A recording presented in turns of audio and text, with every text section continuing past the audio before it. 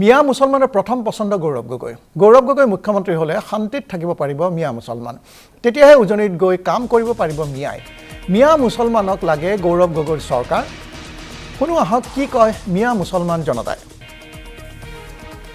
তো গৌৰৱ গগৈ যেনেকুৱা কথা বতৰাত আমাৰ কলিয়াবৰ সমষ্টিত যেতিয়া সাংসদ আছিলে তেতিয়া চাইছোঁ যে আমাৰ সংখ্যালঘু মানুহৰ লগত বহুত মিলা প্ৰীতি আছে আৰু তেখেতে বহুত কাম কাজও দিছে আমাক। আমি আশা কৰোঁ যে উজনিত গৈ পেলাই আমাৰ গৌৰৱ গগৈ যদি CM হয়, উজনিত আমাৰ সংখ্যালঘু মানুহ গৈ পেলাই শান্তশিষ্টভাৱে কাম কৰিব পাৰে। গৌৰৱ গগৈ যদি মুছলমানত মুখ্যমন্ত্ৰী হয়, মুছলমানৰ উপকাৰ হ'ব, মুছলমানৰ কাম চাম সব গৌৰৱ গগৈ কৰিব। ওজনতকৈ কাম কৰিব পাৰিব, দেশৰ শান্তি হ'ব, মুছলিমৰ শান্তি হ'ব আৰু মুছলমানৰ উপকাৰ কৰিব, কাম কাজ কৰিব পাৰিব।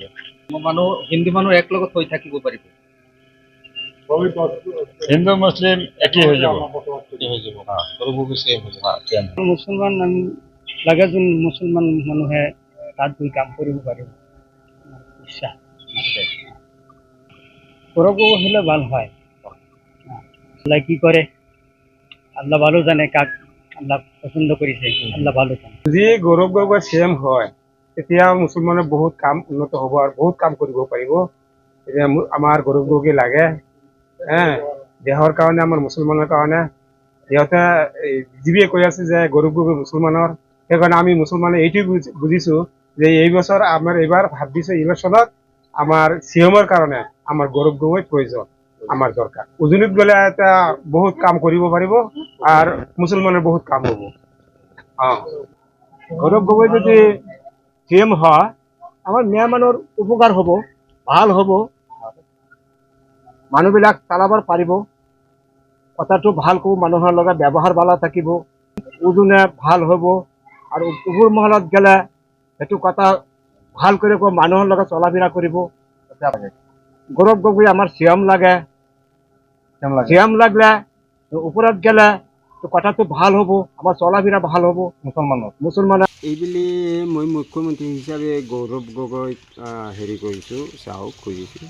গৌৰৱ গগৈ মুখ্যমন্ত্ৰী হ'ব লাগে। কৰিবতো আমাৰ মুছলমানসকলৰ বহুত কাম কৰিব, মুছলমানক সুৰক্ষা দিব আৰু মাটিৰ পট্টা চট্টা সেইগিলা দিব।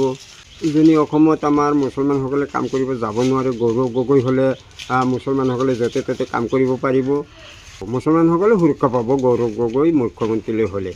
মুখ্যমন্ত্ৰী এতিয়া আমালোকে সকলোৱে ৰাইজে বিচাৰি আছে গৌৰৱ গগৈক। উজনি অসমত, নামনি অসমত মানুহৰ উচ্ছেদ কৰি, মানুহ সংগচাৰ কৰি দুখ কপালত লগাই দিছে। সি আৰু ভাল মৰম তৰম নকৰে, মানুহক মিয়া মানুহক শত্ৰু বুলি ভাবে। সেইকাৰণে আমি গৌৰৱ গগৈক হ'লে আমাৰ দেশটো শান্তি ৰাখিব, মুছলমানক শান্তি দিব। আগৰ পৰা মুছলমানক শান্তি দি আছে কংগ্ৰেছৰ কাৰণে, এইও দিব পাৰিব আশা কৰোঁ। তৰুণ গগৈও দিছে শান্তি আৰু তেখেতৰ ল'ৰাও শান্তি দিব বুলি আশা কৰোঁ। গৌৰৱ গগৈলৈ আমি খুব শান্তি পাম। উজনি অসমত যিবিলাক অত্যাচাৰ কৰি আছে মুছলমানৰ ওপৰত, সেইটো গৌৰৱ গগৈ যদি মুখ্যমন্ত্ৰী হয় আমাৰ সেই মুছলমানৰ শান্তি বা ৰক্ষণ বক্ষণ কৰিব বুলি আশা কৰোঁ। ভালে হ'ব এই গৌৰৱ গগৈ।